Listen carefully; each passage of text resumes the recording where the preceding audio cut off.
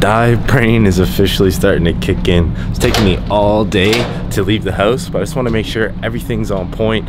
I just had a bunch of phone calls, bunch of stuff to get done, so I feel a lot better that I'm able to head over to the gym now. I find that when I keep myself busy in the mornings, that hunger doesn't really catch up to me. Actually, hunger isn't one of the biggest things. It's more about killing my cravings. Since they've been pretty under control and there's nothing significant, I've been feeling pretty good. And having caffeine in the morning just kickstart my day, feel really productive. And then once I start to slow down, then I start heading over to the gym. It's my little break, and then I get back to work.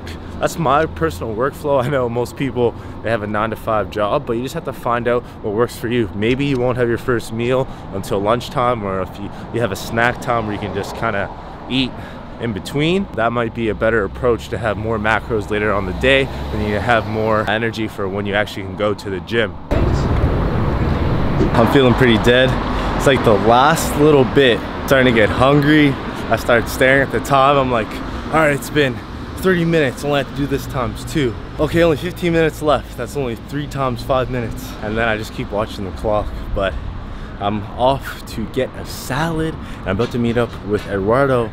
My girlfriend Skylar comes in tonight, and we're moving here downtown Kelowna, and a beautiful place. On a side note, people are tripping because I'm filming out in public, and they're like waving, they're like, get out of the way. I'm like, come on, son.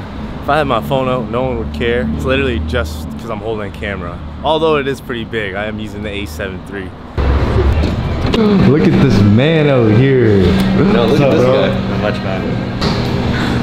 Low key though, I'm too excited for the second I put this in my mouth. No sus though. Just ignore that I said that. We got Eddie up in here as well. We'll be kicking it throughout the day. I think we're gonna get a workout in later at Good Life when Skylar comes in. I'm trying to give you guys the nitty-gritty of what prep is like. 3 weeks out, you're gonna start to dig. This is where like the hardcore stuff really kicks in. Diet brain is getting wavy. Not 100% here yet, but I'm feeling pretty good, honestly, for 3 weeks out. So Eddie came up with a bunch of questions you feel like people would be interested with, and you want to ask me on the fly, put me on the spot.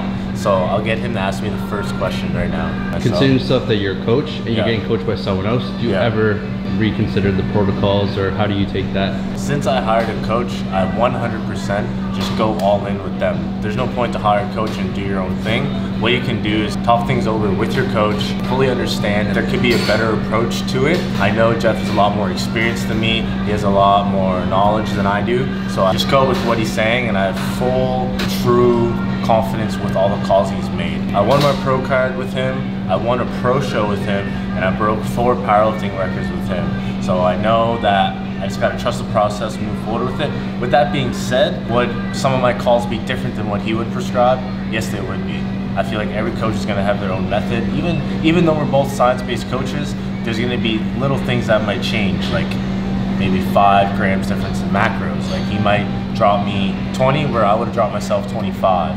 But it's also hard to have that perspective when I don't have that outside eye. All I see is myself in the mirror. My belly's full, I'm nice and happy. I'm just gonna head over to the place, get ready, and a part of the social media life is we gotta get content. Gotta get some photos for Instagram, and Kelowna is such a beautiful place to get that done, so. And there's people always trolling. Here. Now I see your socks, the top of your socks. Oh, really? Guys, I'm like at that awkward stage where my clothes are fitting a little too big, so I don't feel the swag anymore. But I'll just start wearing more sweatpants. Natural bodybuilding problems. You're gonna be flat during the whole time you cut. It's perfectly normal though. Gotta show you guys where the man is at. I'm gonna do a little leg reveal. It hurts to flex. Actually guys, I did chest for the first time yesterday. Felt really good. No pain at all. So I eased into it, moved slowly, and did lighter weight. This is legs.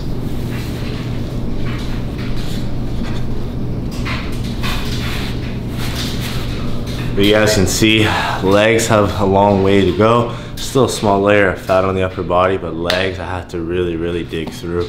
Woo! Woo! That's it. So Eddie's giving an honest review on my coaching service today. So I'm curious to see. The first thing I heard him say, friends aside, this is what I think about Patrick's coaching. I'm like, damn. So I don't know if we're doing legs, but I got supplements in case we have to take some photos, which I probably should. And not swag, Patty, not swag. 22 days out, guys, here at Good Life with the main man, Eddie. We're gonna be hitting a full workout today. It's all good vibes. My girl came in town, and it's really excited. We're moving into a place, but before we get things going, I'm gonna hit my citrulline malate. Citrulline malate is a name of amino acid. This will help with the pump and performance. I like this company because they sell just the ingredient if you want something specific. Sour key gummy, like I said, it tastes really fucking good, straight up though. And then the other one that just came out is watermelon. Those legit are my favorite candies, so you know I'm messing up a bag. I think they sell the huge bags at Walmart now, low key.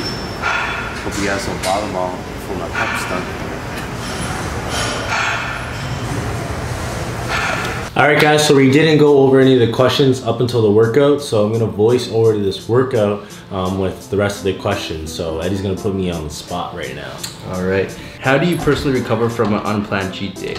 Do you forget and move on, or do you compensate the next day? So as an athlete, I would ask my coach what to do, but as a coach, depending on where they're at, I usually just say, honestly, I hope you enjoyed that cheat day, and I hope it got some cravings out. It wasn't a bad thing because there are benefits from it. Maybe you just needed that one cheat day to diet hard for the next 12 weeks.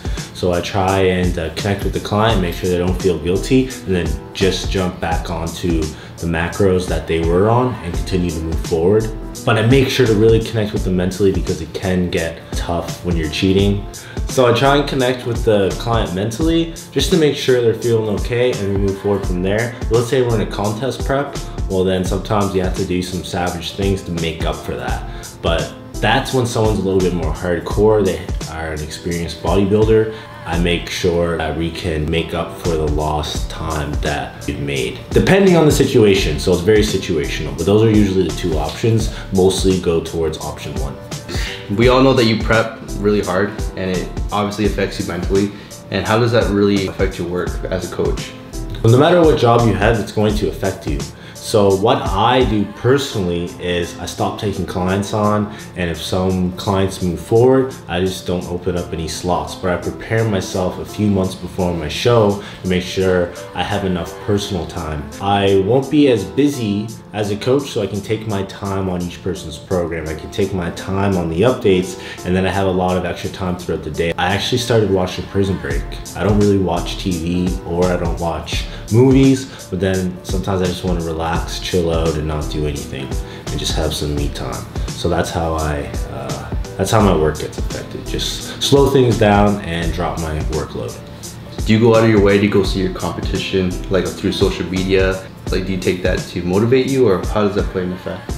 I don't go looking for people on social media, but if I happen just to find them, they show up on my feed or I get tagged or something, well then I love connecting with people. I know at the end of the day, bodybuilding wise, you can't control other competitors, you can't control what the judges think, you can't control anything else other than yourself. So I like to focus on bringing my personal best package, and that's what I like to tell my clients as well. If you bring your absolute best and you follow everything to a T, there literally is not one other thing you can do to make yourself better.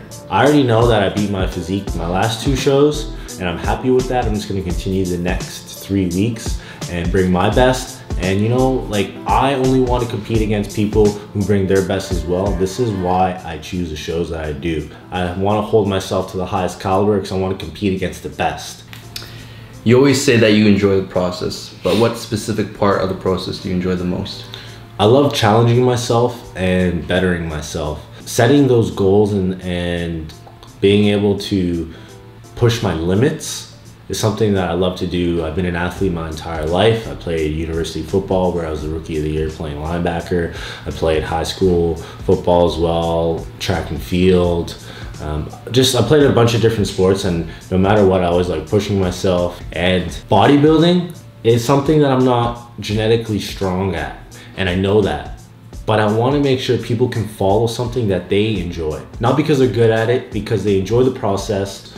But bodybuilding wise, I know I'm not even a contender to win my pro card, but I'm still gonna push myself to the max, because I feel like if that's an excuse, then you're a coward as an athlete not to compete because someone else is gonna win. Like, I wanna compete against the best and bring my best and then see how I line up against those guys.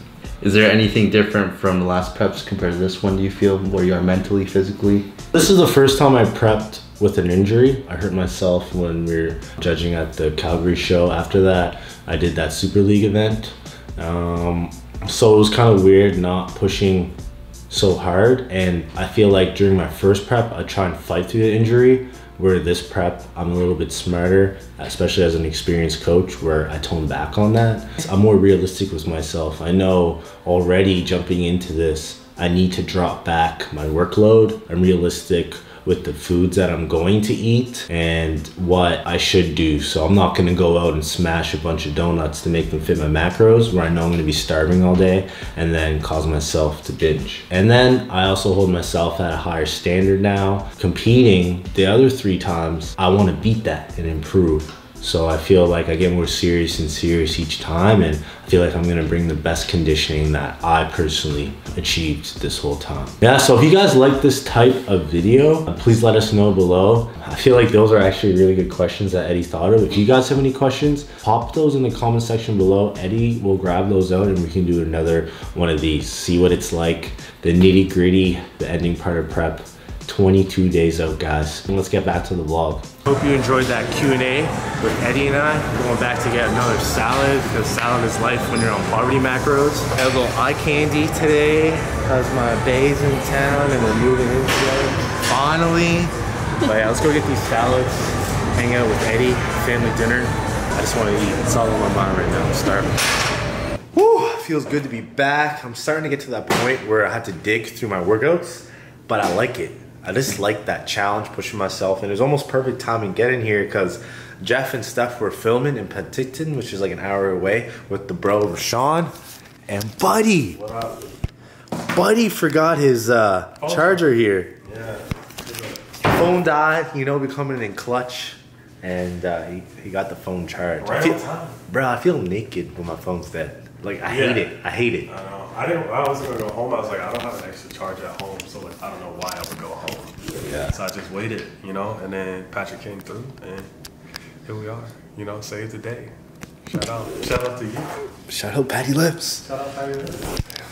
I really need to blow my nose, but you were talking. Honestly, guys, all of the content and consistent content that I've been putting out has been done with this guy.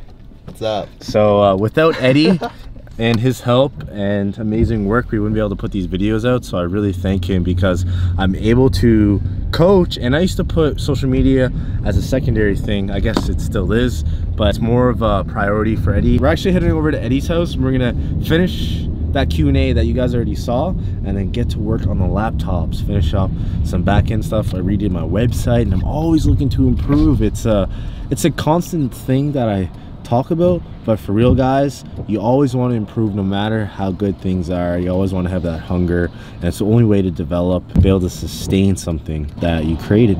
So major key, guys, always stay hungry. So major tip when you're trying to be productive is creating a list.